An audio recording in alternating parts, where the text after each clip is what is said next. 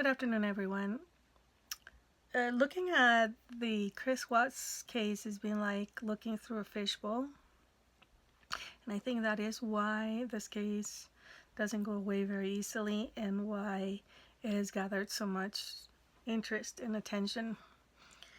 We have all the body cams from the police when they arrived to the Watts family, so from the very beginning, from the very get-go when things got set in motion. We have already those body cams. We have the body cams of the police looking inside into Chris Watts' company truck, looking into the back of it and around it. We have so many photos taken of that too as well. We have the body cams of the police going inside of the home, looking for evidence or clues of what had happened. We have both, I think it was at least two, maybe one or two TV interviews that Chris Watts did with the media. We have all of Shanann's videos that she did to promote her product on Facebook or social media. We also have her family Facebook movies or videos and her videos, and also Facebook posts, not just the videos. We have the video of the interrogations. We also have the security camera from the neighbor. It's almost like having the whole picture of everything just for everyone to see. It's almost like a Truman Show of sorts. There's a security camera from the neighbor. There's all the text messages, the phone records of searches, the Google searches that had been done, all the phone records of online activity, searches, etc., the entire discovery documents. So it's like we now have, everybody seems to be leaving a digital blueprint on everything that we do. And the more active apparently you are with gadgets and things like that, the more of a record, including security in your home, security outside, security cameras that are just outside in the public. Privacy is no longer what it used to be. Perhaps this case was slightly different than the Scott Peterson's case because of that. At the same time that Shanann Watts was very active with videos, and we're leaving also a digital blueprint when we're YouTubing as well. I believe have this thought that perhaps Shanann left so many memories because maybe her soul, a part of her being, knew that hers and her daughter's time was short, and they might have wanted, she in a way left a lot to be remembered by. Going back a little bit on one thing in terms of Chris Watts, I was calling him an altruistic psychopath. It looks like a criminal psychology expert on TV actually described him from, not a diagnosis perhaps, but a lady actually, she said on TV that he seems or appears to be a narcissistic psychopath. So it's true that he probably has both components. I'm not going to beat up on the psychology. Well, I'm going to get a little bit into the psychology, but beat up on the term itself completely. But Dr. Todd Grandy explains the difference between a narcissist and a psychopath. He says, imagine that there's a plane and both pilots have been incapacitated, they're passed out or died or something, and the plane is gonna crash. And there's one person that is called to the cabin, and that person is going to be instructed on how to fly the plane safely to safety and save everyone. So he explained if a narcissist, if the narcissist is called, the narcissist will do everything and become a hero and take credit and look really like a knight in shining armor and say, look at what I did. You know, he will just take the credit and perhaps embellish the story and talk more about himself and all he did to save all these people. And perhaps the motive is more of that, looking really good. The psychopath, he said, would simply look at the situation, steal all the money and jewelry from all the passengers in the plane, jump out of the plane, let the plane crash, taking away all witnesses. For some reason, I have the feeling that Chris Watts would do both. He would still look like the nice guy while he did something horrible. That's just what I think he might be like. I want to extend an apology because my first video on speculating the Watts, I went on and on about certain things that Shanann Watts did or said. And my apology is that I believe it's possible that my outlook on the case may have been influenced by the Plunger videos. There's a Plunger has these videos. I'm not trying to plug it in because it looks like, or I think it, maybe I was just looking at all these videos. I don't know if they were all from Plunger, but there's a series of videos where they just seem to name the video after something that Shanann is doing. Shanann is telling Chris this, or Shanann is telling Chris that. And it's possible that I wouldn't even notice. I'm having second thoughts a lot about all those things in terms of their relationship. When you hear Chris Watts in the interview, he thought that their relationship was great. He thought, oh, she named all the kids and he thought the names were great. He doesn't appear, well, he goes back and forth with certain complaints. But a man that, I think that it is perhaps being a man to tame a shrew. Not their job, maybe. It's not everybody's job to tame a shrew, but if this is who you want to be your wife, I don't know. Anyway, now when I rethinking these videos of Shanann that appear somewhat immaculating or belittling, or the way she talks about Chris, you know, if you have someone that spoils you and teaches you to be spoiled, it's on them a little bit too. They're spoiling you. They're getting you used to be spoiled by them. And what I mean by spoiled is not that you become a brat. It means you're spoiled. You're used to this person doing these things for you because they want to. And in the case of Chris Watts, I think my take is that he was a quiet man. He said that he did not date on high school. And he may have had only two short-lasting relationships before Shanann. And when he found Shanann, he was going to convince her. He was going to do what it took to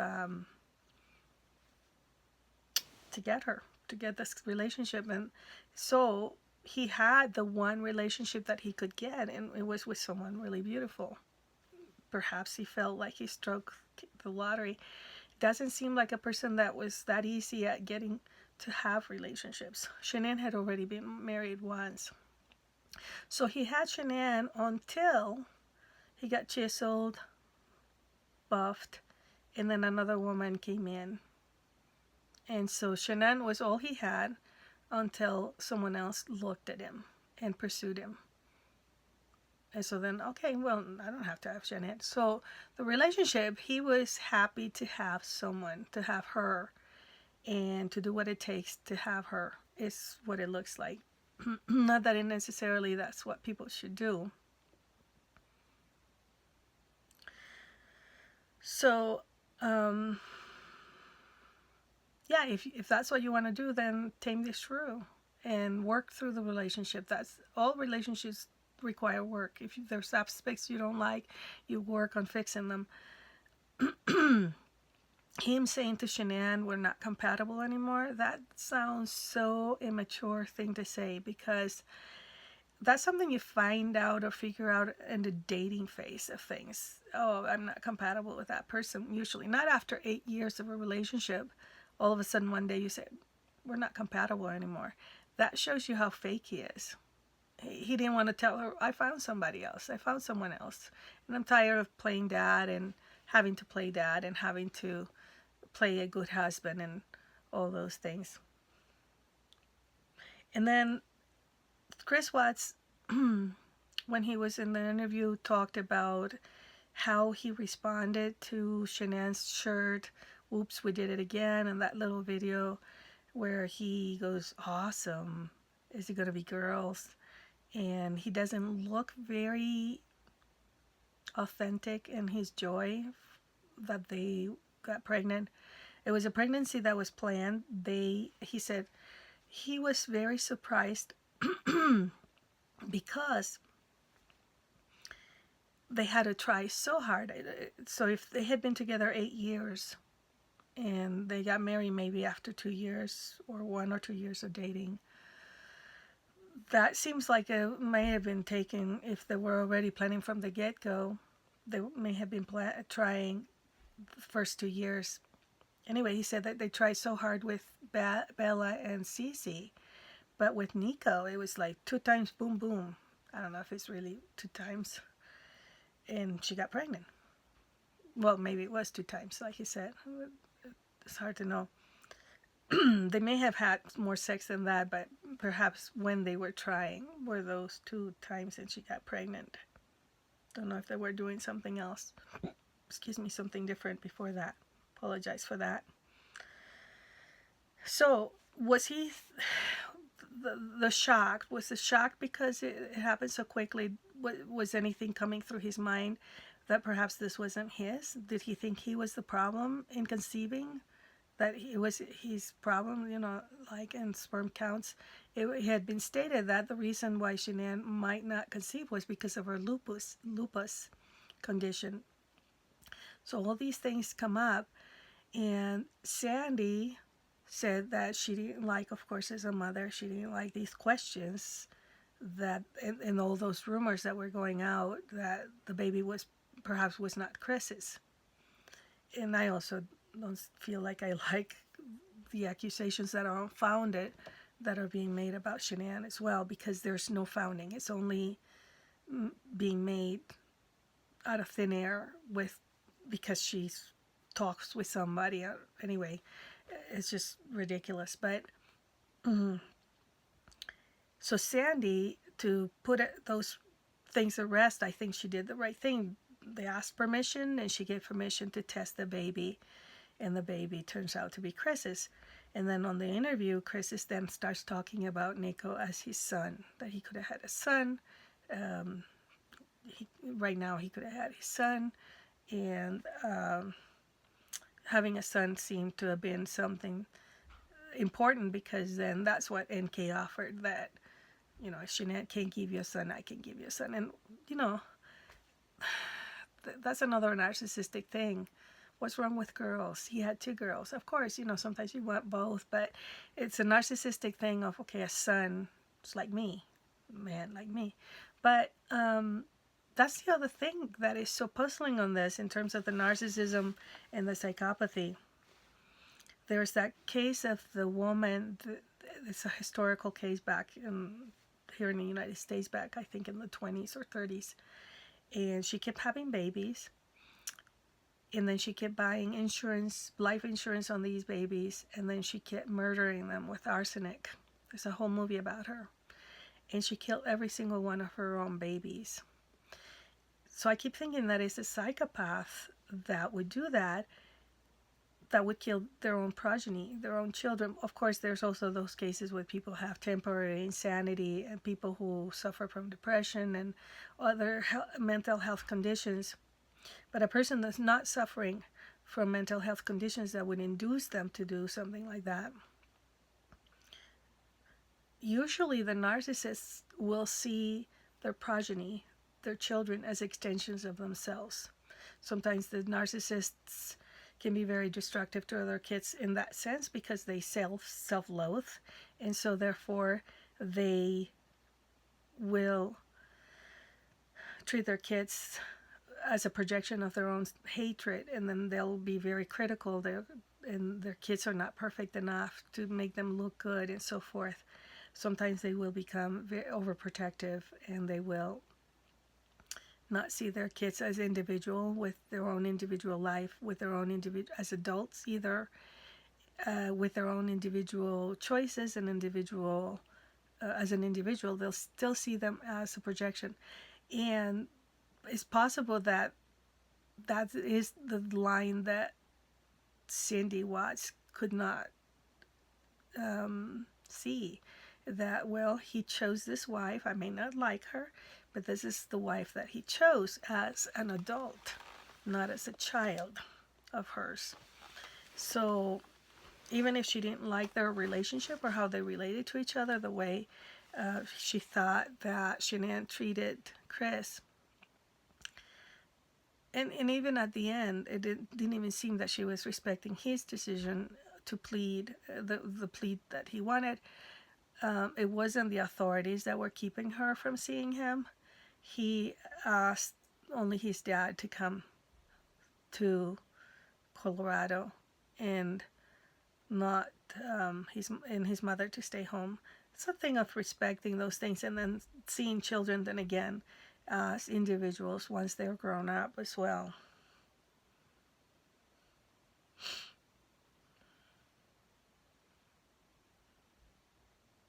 And when you hear Sandy, I finally watched the Dr. Phil show. I think I got most of it very heartwarming, very interesting to hear what the Ruseks had to say. It seems like now when they heard the terror that the girls may have gone through, Bella seeing her mom, but also seeing her dad possibly physically hurting her own sister, and seeing the demise of her own sister, and then knowing, even as a little girl, that the same thing, that she was going to have the same fate, and then pleading for her life by saying, no daddy, or daddy, no. It's possible that now they changed their mind about the death penalty. That question was asked by Dr. Phil, and Frankie said, yeah, he probably would feel different about the death penalty after knowing what these girls went through. They couldn't cremate the babies because they were in crude oil for 4 days. And so it was explained that if they would try to cremate them, it would blow up a building. And because of that, they couldn't really have a viewing. Of course, everybody was not in a condition. One of the girls scantily gloved, very sad. And they had, now I was wondering why the caskets for the girls, usually for little kids, they have smaller caskets, but they had adult caskets. And as she said, they had to have the bigger caskets with a special liner sealing wrapped, so that the fumes or the gases would not escape. And they were talking about crude oil.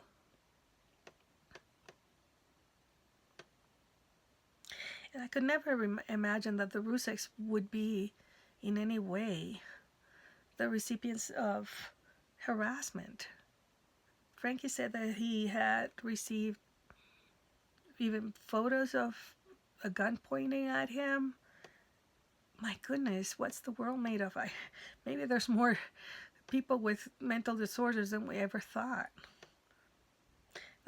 Scott Peterson.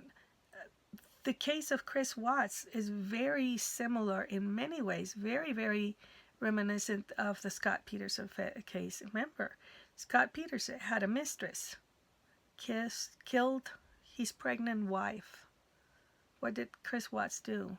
So why would anybody have any questions about that? Even about the motives.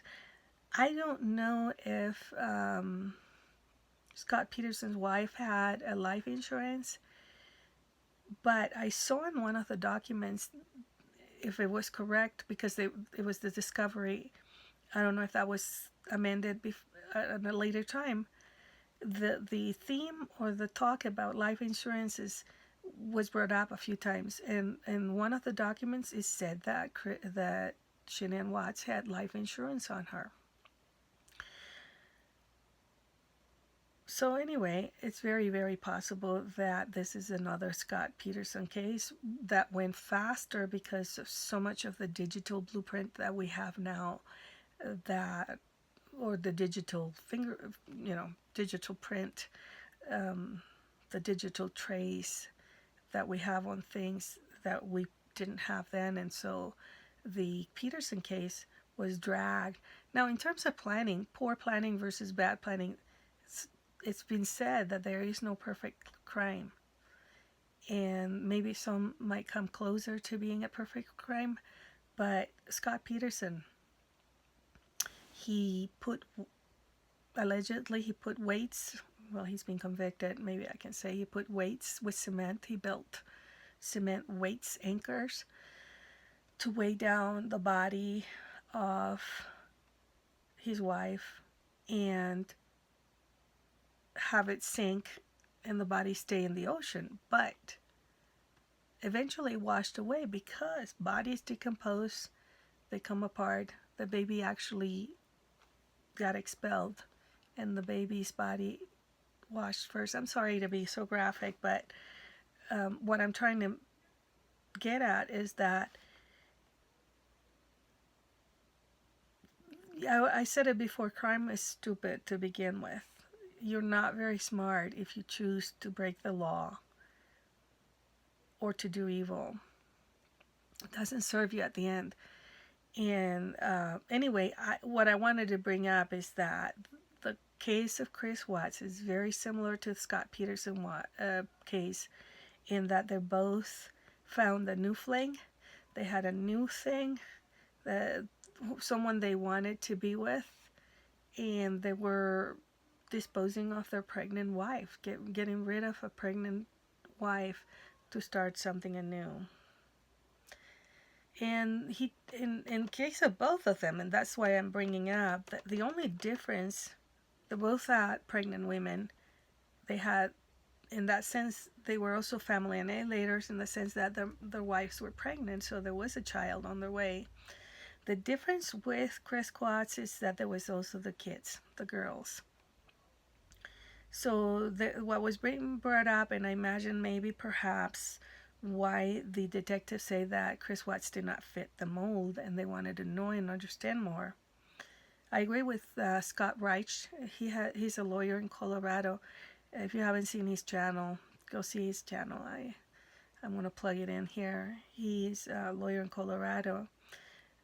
What he was bringing up is that why were the investigators visiting Chris Watts in prison? And what he could come up with is perhaps the interest they had beyond anything else. The case was closed. Is it possible they were trying to figure out if there was somebody else's involvement?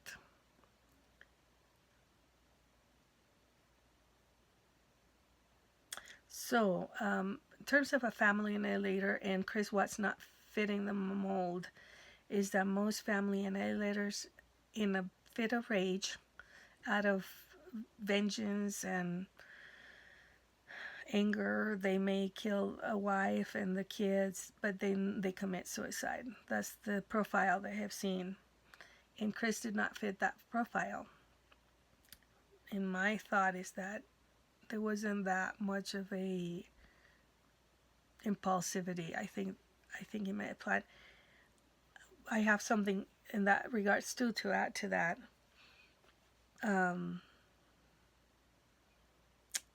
When this was Nicole Atkinson told the police that when Shanann Watts texted Chris to let him know how late she was coming in, she texted him to tell him that her flight had been delayed and that she would be in closer to 2 a.m. That evening, there's several things here, but I'll bring them up. I'm trying to put my thoughts organized here in my mind. That evening, Chris had spent, remember, he had hired the babysitter. And there's a lot to this. He had hired the babysitter. He had gone to eat out all those hours he spent with Nicole at Kissinger. He had been out all evening with Kissinger. And then, wouldn't you like to be a fly on the wall and listen to an almost 2-hour phone conversation he had that night with Kissinger? What were they discussing? What were they talking about? That they needed to talk more after being gone that whole evening. They were together and they still needed 2 hours conversation on the phone. I would have loved to be that fly on the wall and listen and heard. And who knows, in the future, maybe even those things are going to be, oh God, I cringe at the thought that our conversations could be also have been, leave a trace somewhere. But he was expecting her, and so he was not answering and responding to Shanann's texts. Apparently she had been trying to get a hold of him or trying to reach him earlier, according to Atkinson.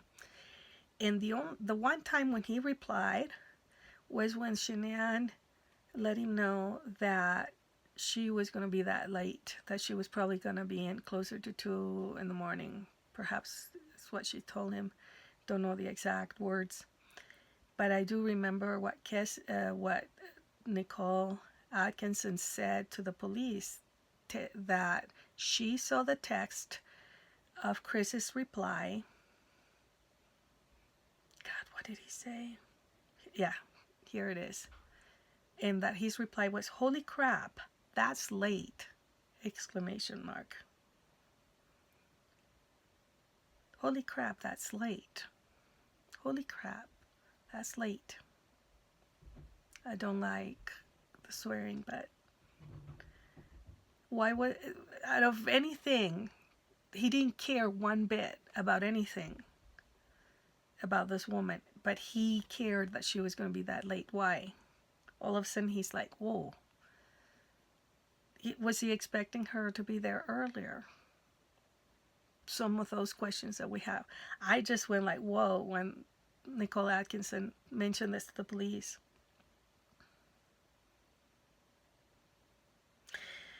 So, going back to all these things. So yeah, so the police probably went to visit because they needed more information. They probably, they're not dismissing all these things, the inconsistencies in this woman's, Nicole Kissinger's talking with police after trying to wipe out, sanitize her phone. Remember Hillary Clinton said, "Did I wipe it with a wipe cloth?" Sorry to bring political here, but that's what Kissinger did. Try to wipe her phone clean. And then all of these, then Kissinger asking, according to Chris West, asking him to also delete all their texts together.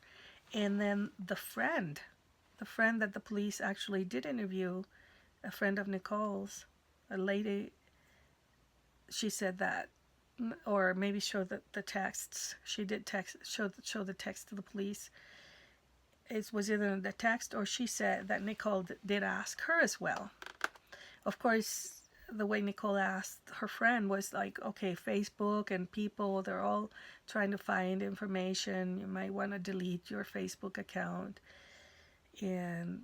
But I think she also asked her to delete all the texts. Holy crap, that's late. Did he need it time? Did he need more time? Was he expecting her earlier for his plans? Or that was the one time he could respond, and he was so eager to see her. That was, wow, holy crap, that's so late. Or maybe he thought for her, wow, that holy crap, that's late for you to get home. Chris Watts said in the interview, he said, everybody says that I'm paraphrasing, that a father would not do this to his daughters. And then he said, he was questioning, he said, am I a father? But I did this to my daughters. Am I a father? Makes me also wonder if he is capable of any self-reflection. Is he questioning himself, questioning what's wrong with him, that he could have done this to his own kids?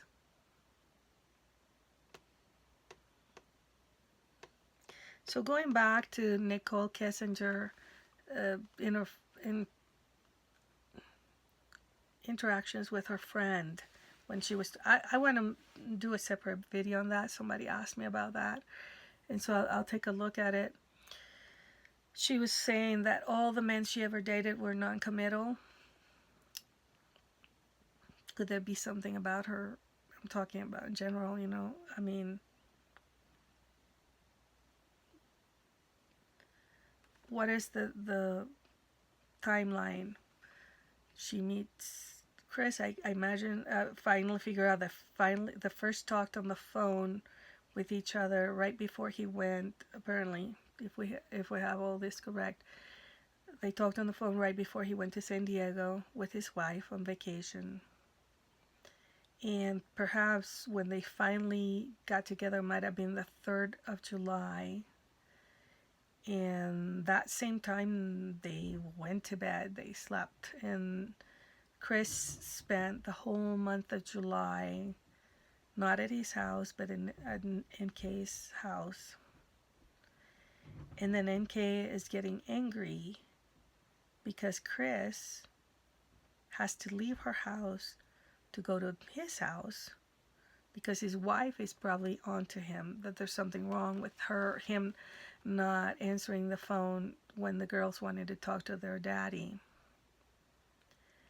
So he has to go home so he can FaceTime the girls from home, not from NK's house. Obviously, if he was a free man, he could FaceTime the girls anywhere he is. Doesn't matter where he is. Maybe he could be, consider that, with his ex, if he was an ex-wife or someone he was divorcing, not from another woman's house, but maybe he could say that this was a friend's house. No, he has to run home to FaceTime with his girls, and NK knows the reason why. And she's getting upset if what Chris is saying is true, because we can't really believe everything he said. So practically it's a relationship for less than a month. Then Chris goes to North Carolina. NK is trying to tell him, okay, go solve things with your wife. Perhaps because she hasn't made up her own mind about this guy, whether he wants him or not, because he has kids. What are the kids? Financial obligation? I don't know. She talks with her friend. Her friend convinces her that, go for it, I'm sure the friend probably did not know, based only on what NK is telling her. She probably makes up her mind. Chris goes to North Carolina. He doesn't touch his wife, doesn't tell her what's going on, is not forthcoming with her at all. Just simply says we're not compatible anymore after 8 years of marriage and 1 kid on the way. And NK is spending 2 hours looking at wedding dresses. If she only knew this man for a month, or had been having a relationship with him for a month, she's looking at wedding dresses. She may be very beautiful.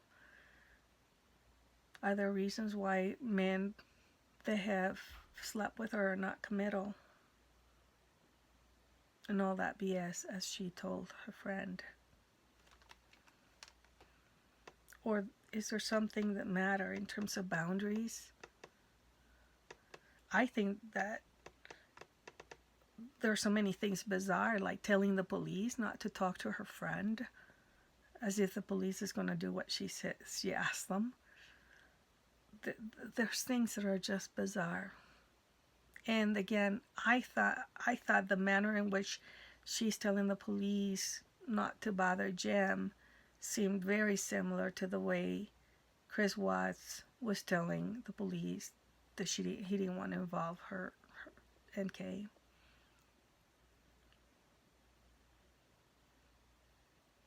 And Nicole Kissinger's friend seemed very cooperative. She seemed to cooperate with police fully.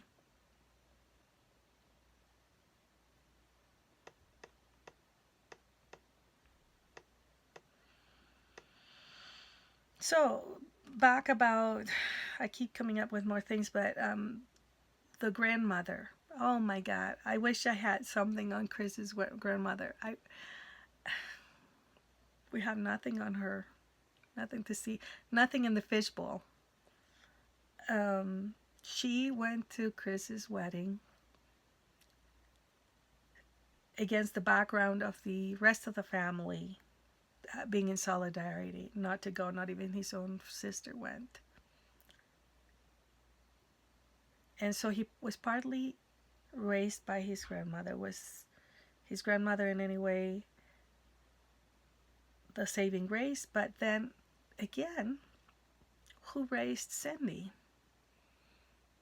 if not Chris's grandmother? I think, wait a second, I'm sorry, is this Cindy's mother or Ronnie's mother?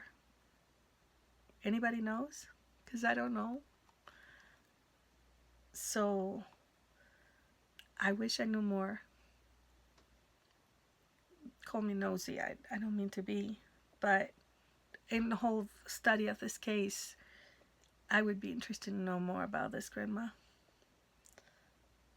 And there is a whole Facebook phenomena, of course, taking place. And the phenomena that's happening is that what I'm seeing happening is like almost two camps, a Chris Watts camp and a Shenan's camp. There hasn't been really a need for a Shenan's camp, except that there is a Chris Watts camp who call anybody that is in any way in favor of Shenan, who actually is the victim of this crime, as well as her babies and her unborn child. They call them despicable and in a put down way. They call them the shines, as if this was a matter of teams. Such bizarre things. And there is all this vitriol against a murdered woman. And so the people that are for Chris Watts, I guess they don't have a name for their team, but if there was anything about the nuts or about the invitations to the wedding, etc., they say, well, that's stuff that Shenan said. It's not stuff that only Shenan said, it's stuff that Chris said.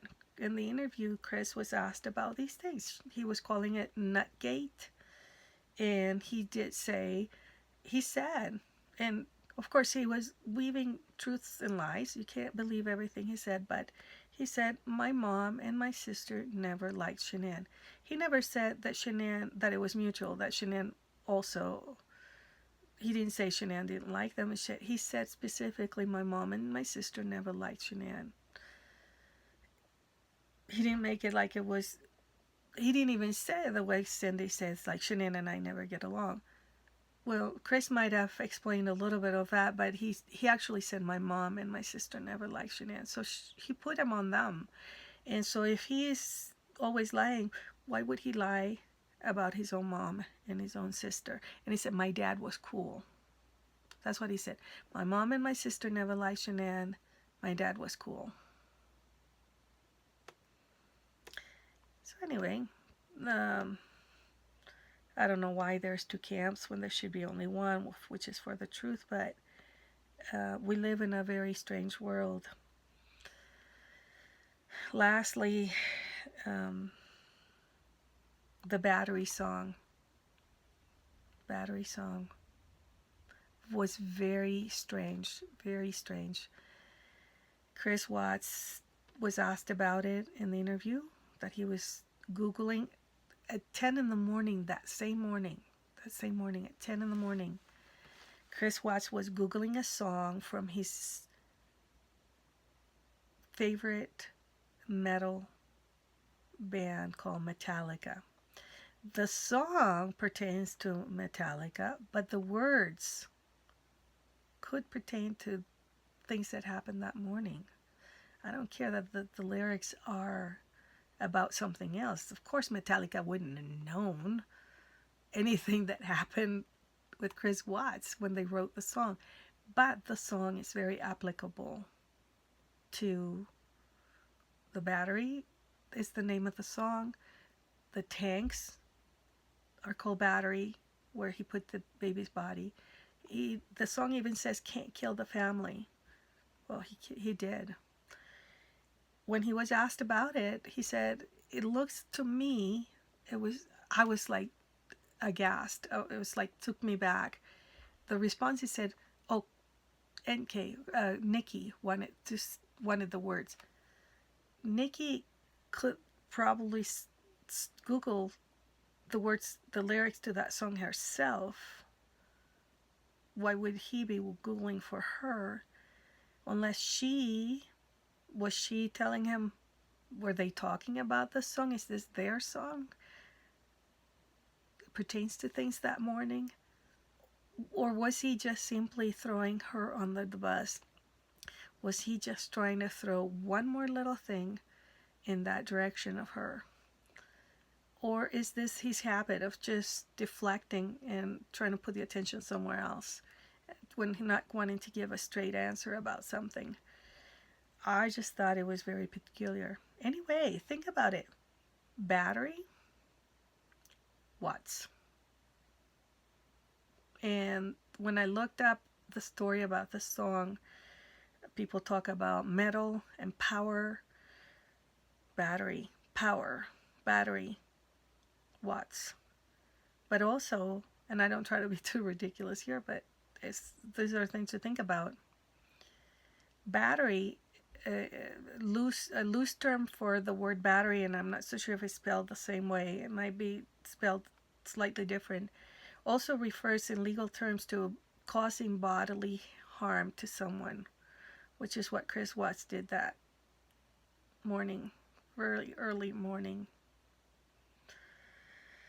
I also have a difficult time believing that his wife was trying to seduce him early that morning, whether they had sex. I think the autopsy would show if she had semen in her body, unless he was talking about something, foreplay or something. But it sounded like he was talking about they had sex. Well, the autopsy would probably confirm if there was semen inside of her. I have a difficult time that she would be trying to seduce him when she had migraines and she had been so exhausted, and there were all these problems with trust. It's possible that, very possible, they might have had a fight that day. He said that he was concerned that he would leave and she wouldn't let him back in the house. Was that true? Did he then? Is he throwing people off on? Is that a decoy? Because perhaps he did plan this and he didn't want to just say, I just went upstairs and did the deed, took the girls. 45 minutes plus all the time that it took him, maybe 20 minutes to load up the truck before he went and killed the girls. If it doesn't sound planned to you, anything is possible. But Watts Battery, have a nice springtime. Enjoy the sunlight and stay cool. Have a good day. Bye bye.